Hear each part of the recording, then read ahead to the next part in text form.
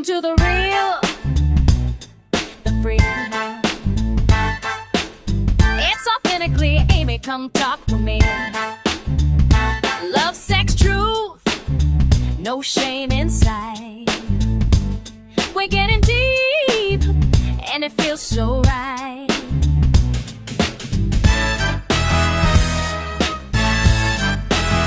Hey, sexy besties. Welcome back to Authentically Amy. I'm Amy, a certified sex and relationship coach.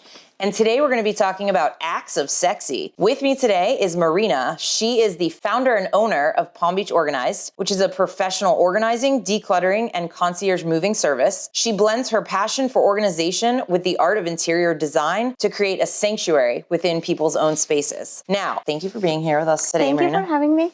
So you might be asking, well, why are a sex coach and a home organizer teaming up today? And it's a great question. What we're going to be talking about today with Acts of Sexy is, of course, the place where acts of service and physical touch meet. And what I mean by that is we're going to talk a little bit about how when partners have uneven loads in the home, when it comes to cleaning or the mental load, emotional load, that can be a real mood killer in the bedroom. We're gonna talk a little bit about love languages and what those things mean. And then we're gonna talk about something that we've come up with, which is a chore and reward game, again, where acts of service meet physical touch, which might be something that you can use in your own home life. So Marina, where we kind of came up with all of this, right, is we know that couples where one person is carrying more of the load of taking care of the home, it can just really overburden that person and be kind of a mood killer. And I'm going to ask you about that and just want to point out that there are actually studies that have shown that there's a positive association between relationship satisfaction and homes or relationships where partners carry more of an equal load. So couples who share responsibilities and authority equally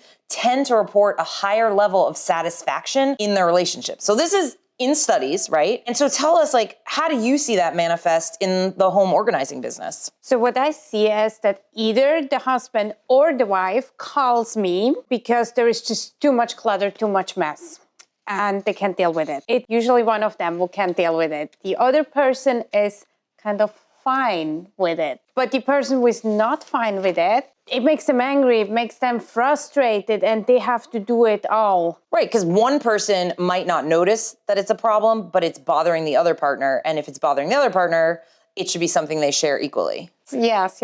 It usually starts when living together, that these things come up to light. You haven't seen that before. One partner might have cleaned up the house before the person came over because everything was new and wanted to look good. And then later on, it's not that way anymore. Right, and they stop caring. Right, so someone might try to clean up before, early on in the relationship, right? They're on their best behavior, but then people get complacent and they kind of stop putting in that effort. And I could definitely see how that would take a toll on the partner who wants the house to be presentable or clean, but isn't getting any support. Exactly. Have you had any clients where, like, there's been sort of a positive correlation between getting the home organized, getting it decluttered, and their relationship life? I had one client, after we were done decluttering his whole house, he found a girlfriend. Oh, that's great. Somebody who is having maybe difficulty in the dating world, you know, clean up. I've heard that said a lot. Like, people say, like, sometimes cleaning your space can almost be like good for like cleaning your soul or like your emotional and mental state. I hear that all the time. Letting go of stuff and just having less improves all other aspects of life. People lose weight because they can cook now in their kitchen. It's more fun for them to cook in their kitchen. That's such have never thought about that, but that makes so much sense. If your kitchen's a mess, you're not going to cook, so you're going to be eating out all the time. Or ordering out. And then if you declutter your kitchen, you can actually use it. That's a good example. I know with people's like workspaces, that's another one, right? Does that come up sometimes too? Yes, absolutely. And the office is a mess. I can see it in my office. I can't work when there is stuff everywhere. So I try to clean up my office every day after I'm done with work. And then in the morning, I get there and it's clean and ready to start. Right. So so it applies. I mean, these same principles would apply in relationships and shared homes as well. Because again, if the mess is bothering one partner, it's going to cause them stress. It's going to cause them to resent their partner. It's going to build up negative feelings. And then that's obviously going to impact the intimate relationship between a couple because, one person's needs in terms of the physical space are not being met. So it's hard to meet the other partner's needs in terms of like physical connection. Totally agree with you. I mean, who is feeling sexy while they're cleaning their house? I don't.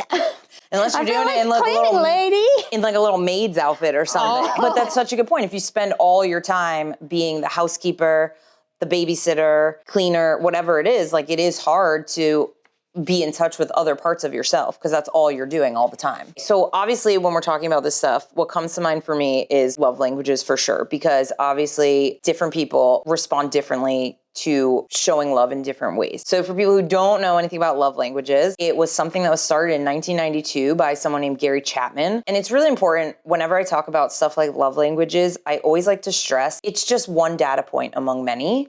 So just because you think you're like an acts of service or a physical touch person or whatever it might be, it's not a fixed, immutable characteristic. It can change from day to day, from relationships, just like anything else. It's just one data point among many. So we don't want to put all our eggs in the love language basket. But it is a useful tool when we're talking about relationships. So the different love languages, words of affirmation, gifts, quality time, physical touch, and acts of service. And in this context, when we're talking about cleaning, or doing things around the house, that is definitely acts of service, one partner to do for another. And we're also gonna talk a little bit about physical touch because we have this concept where these two things kind of intersect. Yeah, so anything else on the acts of service? Actually, quality time, because when you have an organized house and you have systems in place to keep it organized, you have so much more of that quality time together that you're not spending cleaning up, picking up. Oh, it's a great point, right? The more that you share in the load, the more you have the time for quality time together. So that's a great point. Not just sharing the load.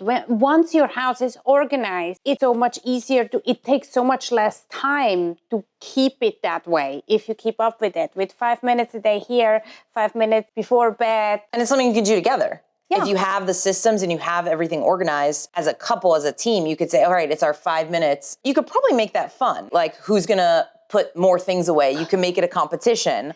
You could make it fun by, coming up with things you could reward each other with, even just for that. On the cusp. Yeah. Yeah. I mean, off the cuff, not on the cusp. So that's a great point. It also hits on quality time because you have more time together. And I mean, also, I think that we could probably throw words of affirmation in it too, because if someone's like helping, part is showing gratitude. Yeah. Both partners need to show up and thank the other one, even if they're doing something that you feel like is their responsibility and they should be doing. It's so important to show gratitude in your relationship for those little things. So we probably want to throw some words of affirmation in there as well. That's a great point. Thank you for loading the dishwasher.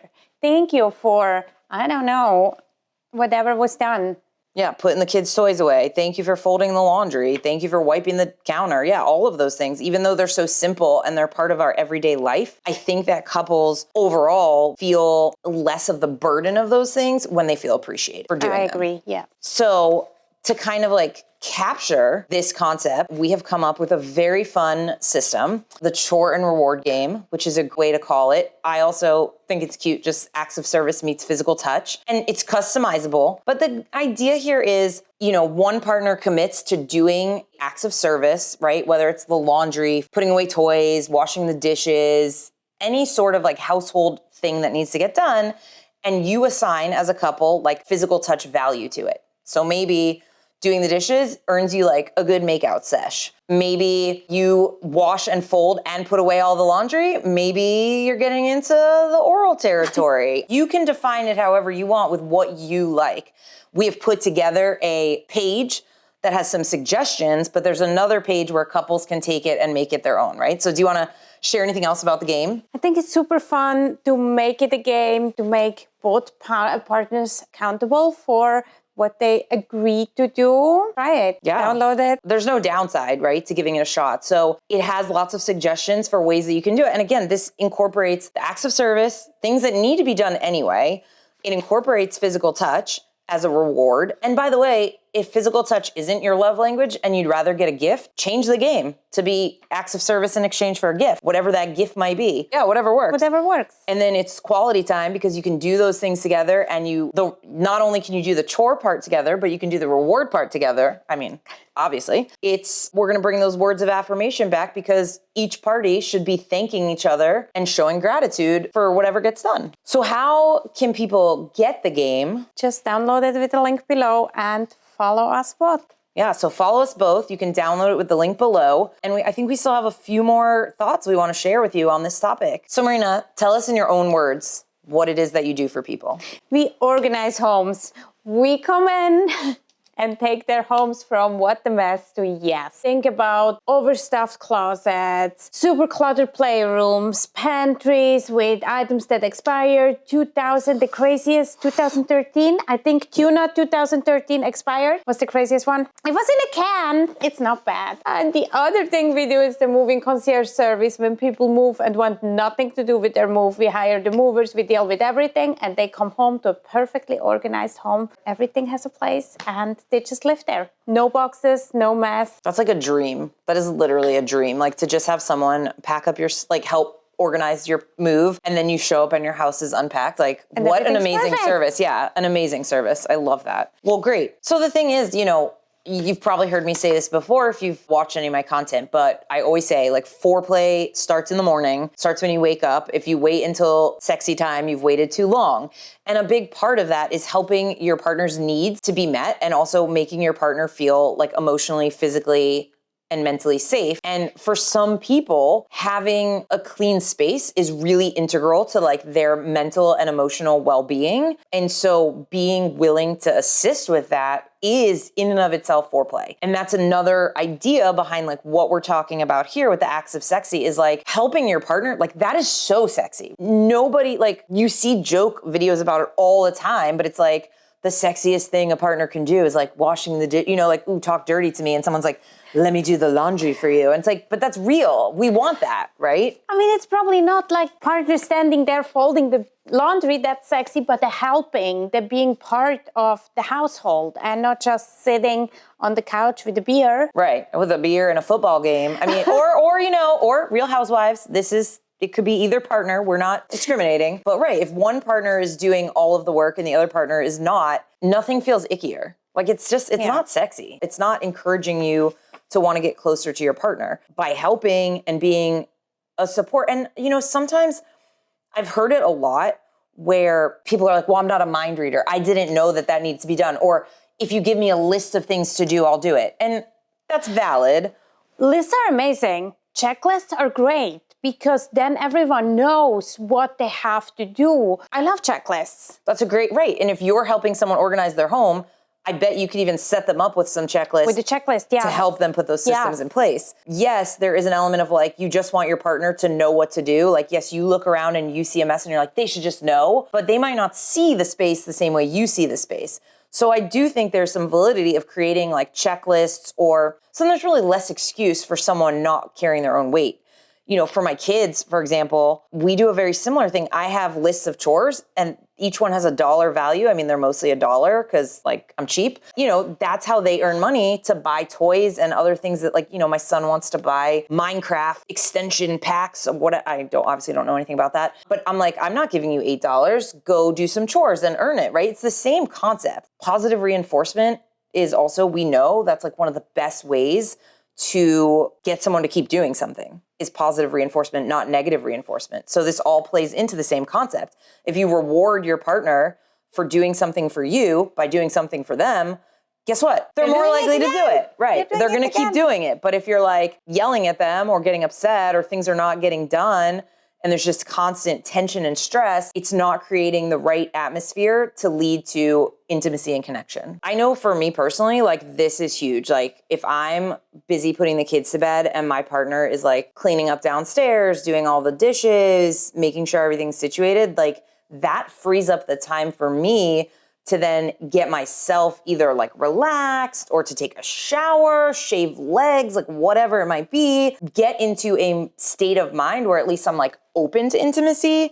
Whereas if I had to put the kids to bed and then spend an hour downstairs doing all the things, I'm probably just going to be tired and want to go to bed. So what are some other tips you would have for people them have more time to connect instead of focusing all the time on the mess? Outsourcing. Cleaners. Drop your laundry off, or they come pick it up. I don't know. I love doing laundry. So I would never, ever send out my laundry. But we have someone do my son's laundry. We have someone grocery shop because I don't have time to do it. I don't want to do it. I don't want to do it on a Saturday. I want to spend my Saturday with my family. That's a good idea. Yeah. And with like things like Instacart, grocery shopping, it's like easier than ever to have it outsourced, right? Yeah, outsourcing things. So to get yourself more time. We've talked about the game. We've told everyone how to get it.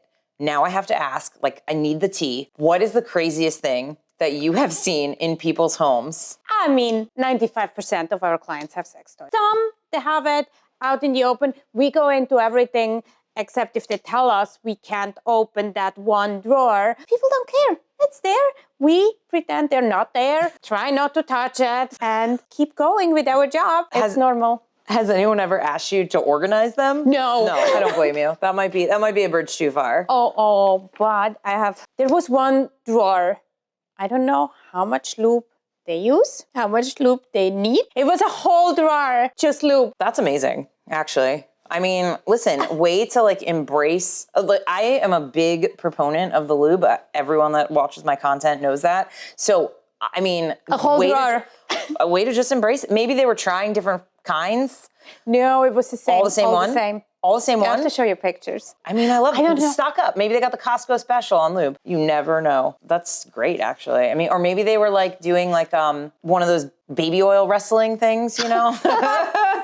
Probably not. Well, this has been so much fun chatting. If you could leave our viewers with anything, like the one thing they should take away from today, what would it be? Make time for each other. As I said, outsourcing. Get your home organized because then that's less work, keeping it that way. All right, get organized. And have fun. Get organized, keep it that way, and have fun in the process.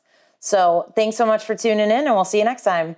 If you've enjoyed this content, make sure to like, subscribe, follow, all the things, and we'll see you soon.